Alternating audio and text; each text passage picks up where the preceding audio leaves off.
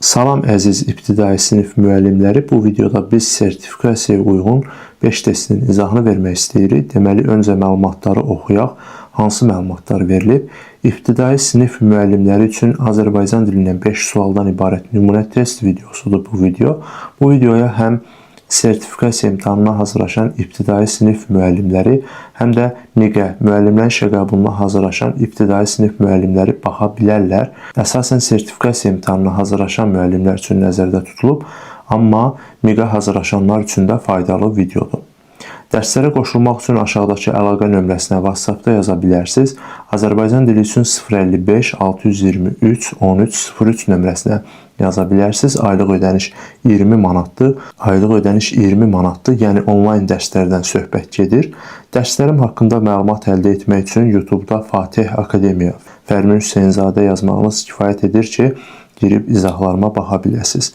Onlayn dərslərimiz sentyabrdan başlayır, artıq qeydiyyat başlayıb, istəyən nömrəmizə yazıb qeydiyyatdan keçə bilər. İzaha keçməmişdən öncə qeyd edeyim ki, əgər bu tipli videoları kanalımızda görmək istəyirsinizsə, kanalımıza abunə olub bildirişləri aktiv edin. Bilirsiniz ki, nə qədər çox abunə gələrsə, bir o qədər çox video sizlərə təqdim edəcəyik. Biz bu videoların analiz hissələrinə baxırıq, hansı video nə qədər abunə gətirib və ona uyğun olaraq da videolar paylaşırıq. Yəni, abunə sayı artdıqca videoların da sayını artırmağa çalışırıq. Ona görə də çalışın ki, özünüz də abunə olasınız. Eyni zamanda öz yaxın həmkarlarınızla, müdavimlərlə və digər şəxslərlə, digər yararlanmaq istəyən şəxslərlə də bu videonu paylaşa bilərsiniz. Eyni zamanda bizə dəstək olmaq üçün videonu bəyənməyi, rəy yazmağı da unutmayın. İndi isə başlayaq izaha. Birinci sualda nə istəyir bizdən? Biri ümumi qrammatik mənasına görə digərlərinə fərqlidir. Ümumi qrammatik məna dedikdə nə nəzərdə tutulur? Gəlin bu məsələni aydınlaşdıraq. Ümumi qrammatik məna dedikdə nitq hissəsi nəzərdə tutulur.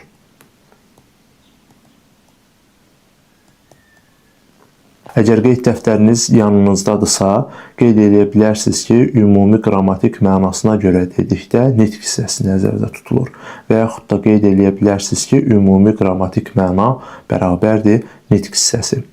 Yəni, qısası demək istəyir ki, 4 variant bir nitq hissəsidir, biri isə fərqli nitq hissəsidir. Yəni, 4 variantda verilmiş sözlər eyni bir nitq hissəsidir, biri isə fərqli nitq hissəsidir. Fikir versəniz görərsiniz ki, çayxana məkan bildirir, kitabxana məkan bildirir, xəstəxana məkan bildirir, yeməkxana məkan bildirir. Yəni, xana şəkilçisi vasitəsilə məkan məzmunu bildirən isimlər yaranıbdır. Yəni, bu sözlər isimdir.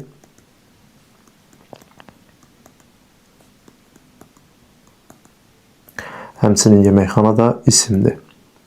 Amma yekəxana məkan anlayışı bildirmir. Eyni zamanda sifətin sualına, necə sualına cavab verir. Yekəxana insan, necə insan, nə cür insan, düzdürmü?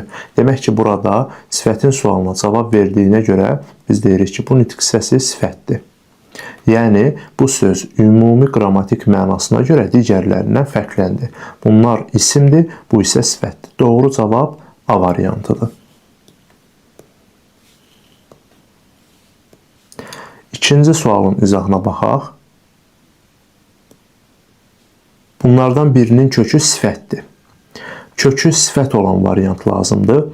İlk baxışdan görürük ki, kök amonim variantında çıxış eləyə bilər. Yəni, düz sözü həm feili ola bilər, həm də sifət ola bilər. Təbii ki, düz sözünün ədət olmasından danışmayacağıq. Çünki biz burada söz yaradıcılığına toxunacağıq. Ədat da söz yaradıcılığında iştirak etmir. Yəni, köməkçi nitq hissələri söz yaradıcılığında iştirak etmir. Eyni zamanda düz sözünün digər nitq hissələri olmasından da danışmırıq. Əsasən feil və sifət olmasından danışırıq. Belə bir qayda demişdik ki, verilmiş sözlərə artırılan şəkilçiləri götürüb başqa bir sözə artırırıq və həmin nitq hissəsini tapırıq. Gəlin artıraq. Məsələn, feil götürək, kəs sözü. Kəs feildir, düzdürmü? Kəs nə et? Feilin sualına cavab verir. Demək ki, feildir.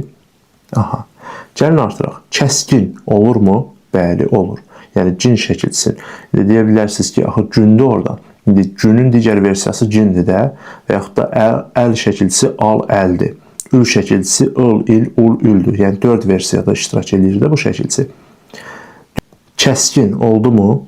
Kəskin oldu. Demək ki, cin şəkilçisi feili artırılır. Demək burada kök nədir? Feildir. Düzəl. Gəlin baxaq. Kəsəl olarmı? Kəsəlmək. Olmur ki, xeyr. Demək ki, burada olan düz sözü sifətdir. Sifət. Amma əl şəkilçisini başqa bir sözə artırsan, yəni al üstü 2 şəkilçisini al, əl şəkilçisini başqa bir sözə artırsan, məsələn, kökəl. Adlara artırıldı, yəni kök addır da, düzdür, ad dedikdə feildən başqa yerdə qalan digər əsas nitq hissələri, sifət, isim və digərləri nəzərdə tutulur. Adlara artırıldı, demək ki, ad da, sifət də ad olduğuna görə, demək ki, burada düz sözü sifətdir. Düzülmək. Baxın, kəs sözündə, gəlin kəs sözünə il şəkilçisini artıraq. Kəsilmək. Kəsilmək olurmu? Bəli, olur. Demək ki, kök nədir? Feildir. Çünki kəs sözü də feildir. Yəni, il şəkilçisi feili artırılır. Burada da düz sözü feildir.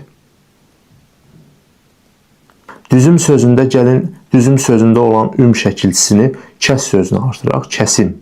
Kəsim olurmu? Bəli, olur. Yəni, feildən yaranan isim olur. Eyni zamanda düzmək feilindən də düzüm ismi yaranıbdır. Demək, artıra bildik. Kök nə oldu? Kök oldu feil. Düzdürmək sözünə gəlincə, deyə bilərəm ki, kəstirmək. Kəstirmək deyə bilərəmmi? Bəli, deyə bilərəm. Demək, kök nədir? Feildir. Bunlardan kökü sifət olan lazımdır. O da oldu B variantında olan söz. Yəni, bu tipli testləri yerinə yetirmək üçün verilən sözlərə artırılan şəkilçini, yəni baxdınız gördünüz kök amonimdir, o zaman həmin sözə artırılan şəkilçini götürüb başqa bir sözə artırın. Yəni, həmin söz çox güman ki, feil, sifət və yaxud da isim, feil formasında çıxış eləyir. Yəni, kökü amonimdir. Yəni, kökü amonim olan sözlərlə də bağlı video kanalımıza yerləşdiriləcək. Amma ümumi olaraq qeyd edeyim ki, siz əgər bu tipli sözlərdə, yəni kökü amonim olan sözləri tapa bilmirsinizsə, bunlarda çaşırsınızsa, o zaman qeyd etdiyim qaydaya əsasən şəkilçini götürüb başqa bir sözə artırın. Və görün ki, artıra bildiniz. Yəni, baxın, görün, hansı sözü artırıbsınız? Kök feildirmi? Demək ki, həmin şəkilçi feili artırılır. Yox, sifəti artırdınız, yəni adları artırdınız. O zaman demək ki, kök sifətdir, isimdir, yəni hansı nitq hissəsidirsə, adlardan hər hansı biridir. Yəni, çox rahatdır bu testi tapmaq, çox rahatdır. Eyni köklü sözlərdə də bu məsələyə toxunacağıq. Keçək 3-cü sualın izahına. Hansı nümunədə fərqləndirilmiş söz sifət deyil? Aha, sifət olmasın. Bu test nümunəsi sertifikasiya imtahanına xas bir test nümunəsidir. Yəni, daha çox sertifikasiya imtahanında istifadə olunur, həmçinin miqə də uyğundur.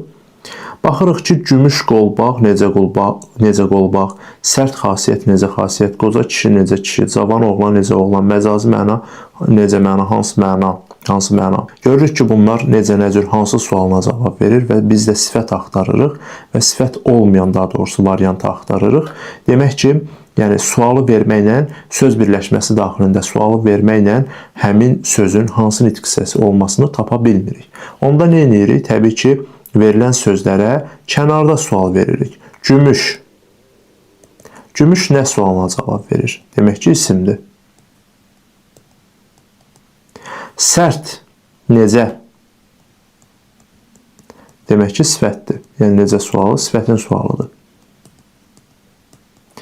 Qoca. Necə? Sifətin sualıdır.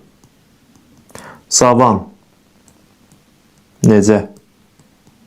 Sifətin sualına cavab verir.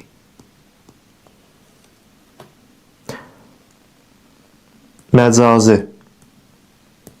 Hansı? Sifətin sualına cavab verir. İndi ola bilər ki, aranızda elə bir şəxs olsun ki, gümüş sözünə də necə sualını versin. Yəni, gümüş necə? Düzdürmü? Gümüş sualına da necə sualını verə bilərlər.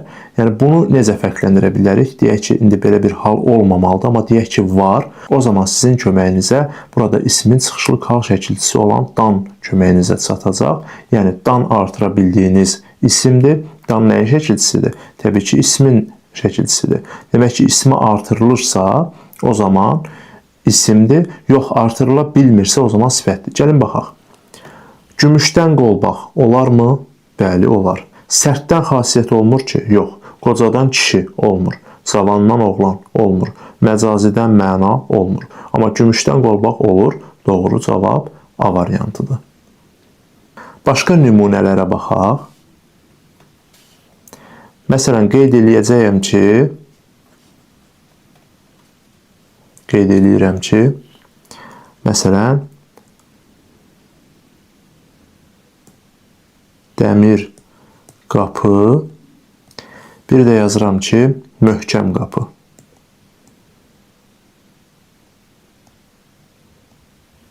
Dəmirdən qapı olurmu? Bəli, olur. Möhkəmdən qapı olurmu? Xeyr, olmur.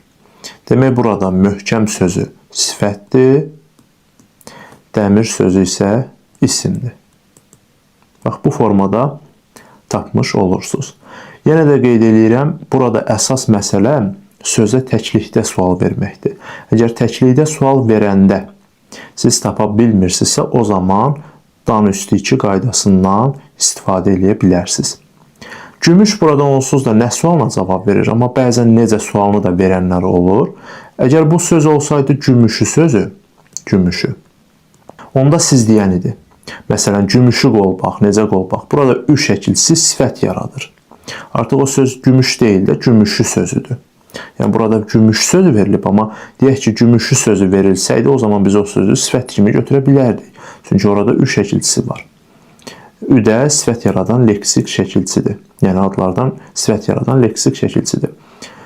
Bax belə. Davam eləyək. 4-cü suala baxırıq.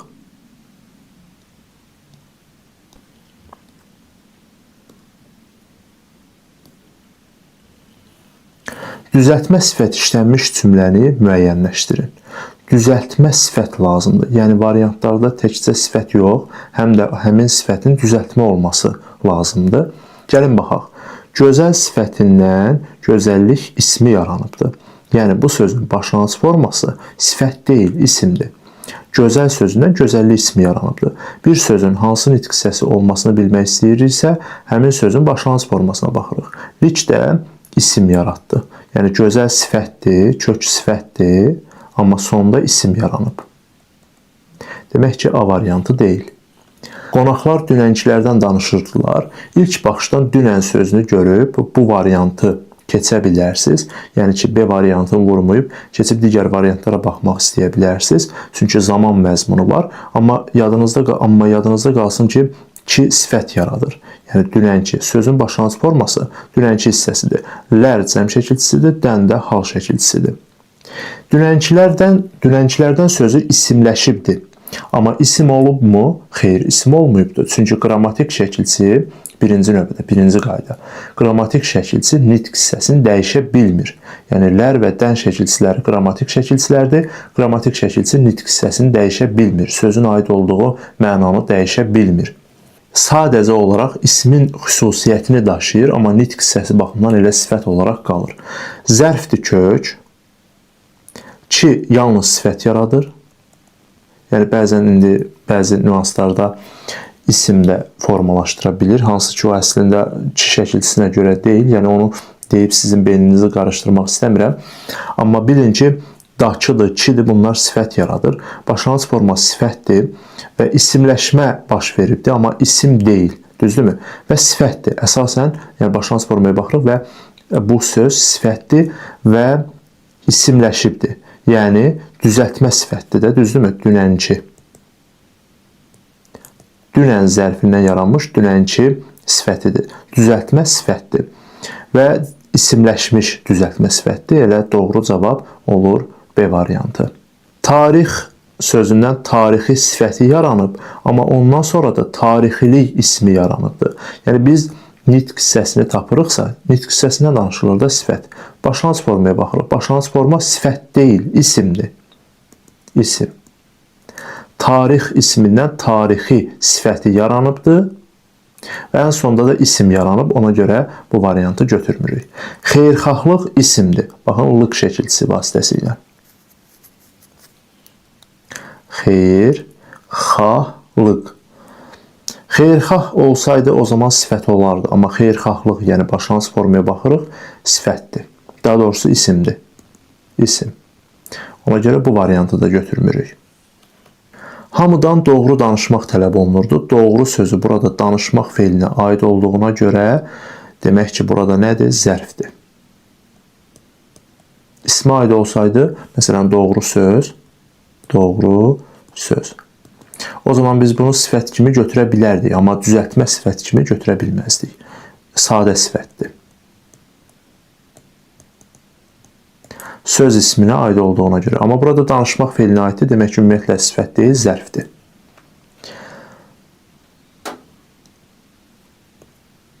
Doğru cavab oldu B variantı. Digərlərinə baxaq. Burada A variantı idi.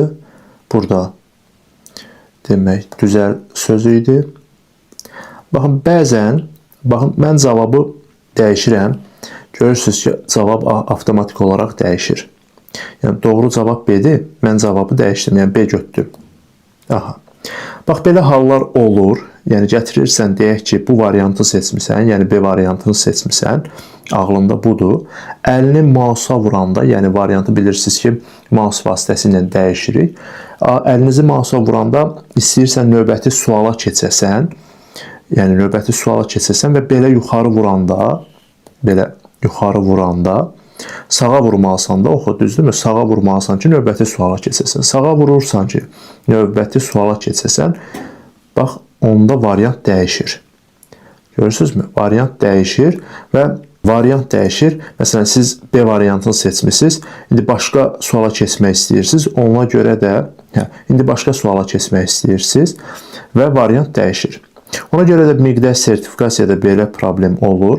Sən düz yazmısan, düz də klik eləmişsən, yəni B variantını vurmusan və istəyirsən ki, növbəti suala keçəsən, ya variantın üstünə vurursan, variant silinir, ya da ki, növbəti düyməsinə vuranda variant dəyişir, məsələn, gəlir, atır E variantına. Eyni zamanda burada variantların bəzən qabağında, yəni qarşısında A, B, C, D qeyd olunmur. Deyək ki, sən B-ni vurmaq istəyirsən, yəni nəzərində B-ni tutmusan. Amma B deyə göz yayınır, yəni o qədər notebooka baxırsınız ki, göz yayınır və C-ni vurursunuz. Yəni, belə olan halda ən sonunda da artıq imtahanı bitir düyməsinə vurandan sonra qayıdıb cavaba baxanda deyirsiniz ki, mənim cavabım dəyişdi və yaxud da mənim cavabım seçilmədi. Yəni, belə bir texniki problem baş verdi. Bu, əsasən sizlə bağlıdır. Çalışın ki, yəni, özünüz bu məsələni yoluna qoyasınız. Yəni, texniki problemlərin yaranmasını birinci növbədə özünüzdə həll eləyəsiniz. Təbii ki, bu imtahandır. Yəni, Təhsil Nazirliyinin, yəni Azərbaycan Respublikası Təhsil İnstitutunun təşkil etdiyi imtahanlarda səhv suallar da olur. Yəni, illərdir biz bunu görürük. Səhv suallar da olur, texniki problemlər də olur. Amma çalışın ki, ən azından öz öhdəliyinizdə olan texniki problemləri, səhvləri özünüz həll eləyəsiniz. İndi baxırıq 5 nömrəli test tapşırığına. 5-də nə istəyir bizdən? Feildən düzələn sifətləri müəyyən edin. Feildən düzəlsin və sifət olsun. Qorxmaq feilindən qorxaq sifəti yarandı. Düzdürmü? Kök nədir? Feil. Və qorxaq sözü nədən yaranıbdır? Qorxmaq feilindən yaranıbdır. Qorxaq sözü necə sözdür? Sifətdir. Qorxaq insan necə insan? Düzdürmü? Sifətin sualına cavab verir. Demək ki, sifətdir.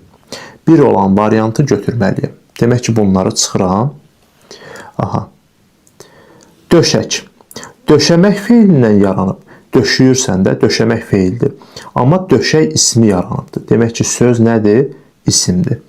2 olan variantı götürə bilmərəm. Parlamaq sözündən, parla sözündən parlaq sifəti yaranıbdır. Demək ki, sifətdir. Parlaq, məsələn, boya, necə boya? Demək, 3-ü də götürürəm. Qoruq sözü. Qorumaq sözündən, qoruq ismi yaranır. Yəni, isimdir. Qoruq nə? İsim. Demək ki, 4 olan da doğru cavab olmayacaq. Dirəmək feilindən dirək ismi yaranıb. isimdir və ürkmək feilindən ürkək sifəti yaranıb. Ürkək at, necə at? Demək ki, sifətdir. 6 da doğru cavablar sırasında verilə bilər. Doğru cavab elə A variantıdır.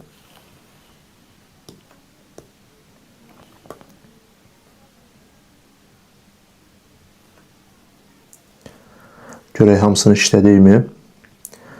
Bəli, hamısını işləmişik. Deyək ki, formusla sizə təqdim etmişik. Formla təqdim etmişik imtahanı. Burada göndər düyməsinə vurursunuz və puanı görüntülə düyməsinə vurandan sonra ekrana nəticəniz gəlir. Baxın, burada qeyd olundu. Nəticəmiz 5-dən 5-dir, yəni 5 sualdan 5 düzümüz oldu. Və biz ümumiyyətlə sınaqları sayt vasitəsilə təşkil edirik, hansı ki, həmin saytda ekranda vaxt da geriyə sayır. Sadəcə müəyyən məqamlarda bəzi müəllimlər olur ki, həmin saytı idarə etməkdə müəyyən qədər çətinlik çəkirlər. Onlar üçün ən tövsiyə olunan forum üzərindən olan testlərdir. Yəni, bu forum vasitəsilə də sınaq imtahanını işləyə bilərsiniz. Təbii ki, burada bir neçə çatışmayan cəhət var. Biri, bitir düyməsinin vaxtın geriyə saymamasıdır. İkincisi isə səhv düzlərin göstərilməsidir. Amma səhv düzlər müəyyən qədər göstərilir. Yəni, diaqram vasitəsilə və digər xüsusiyyətlərlə göstərilmir. Hansı ki, bu bizim təşkil etdiyimiz saytda var. Yəni, həmin saytda biz onu görə bilərik. Belə. Son olaraq isə bir daha qeyd edirəm. Əgər siz bizim dərs qruplarımıza qoşulmaq istəyirsinizsə, ekranda göstərilən nömrənin WhatsApp-ına yaza bilərsiniz. 055 623 13 03. Bu nömrəyə yazaraq dərs qruplarımız haqqında ətraflı məlumat əldə edə bilərsiniz. Həmçinin qeydiyyatdan da keçə bilərsiniz. Qeyd edeyim ki, qeydiyyatdan keçənlər indi ödəniş eləmirlər. Qrup sentyabr ayında açılacaq. Qruplar sentyabr ayında açılacaq və ödəniş də qruplar açıldıqdan sonra, ilk dərs tədris edildikdən sonra həyata keçiriləcək. Yəni, ilk dərsimiz sınaq dərsimizdir. Sınaq dərsimizə qoşulursunuz, keyfiyyətə baxırsınız, davam etmək istəyirsinizsə ödəniş eləyib davam edirsiniz. Yox, əgər sizi qane etməzsəm, ümid edirəm ki, çox güman ki, qane eləyəcək, keyfiyyətli dərslərdir və ödəniş eləyib qoşulursunuz. Yəni, qorxmadan, çəkinmədən bu nömrəyə yazın, ətraflı məlumat əldə edin və qeydə alının, qeydiyyata düşün. Sentyabr ayından isə artıq dərslərə qoşulun və keyfiyyəti gördükdən sonra artıq ödəniş eləyib davam edə bilərsiniz. Son olaraq sizi bezdirmək istəmirəm, amma bunu mütləq şəkildə qeyd etməliyəm. Əgər bu tipli videoları yenə də deyirəm, kanalda görmək istəyirsinizsə, kanalımıza abunə olmağı unutmayın. Əsas məsələ abunədir. Yəni, nə qədər çox abunə olarsınızsa, nə qədər çox siz də dəstək olarsınızsa, biz də imtahana qədər sizə dəstək olmağa çalışacağıq. Sağ olun, gələn videolarda görüşənə qədər. Hələlik.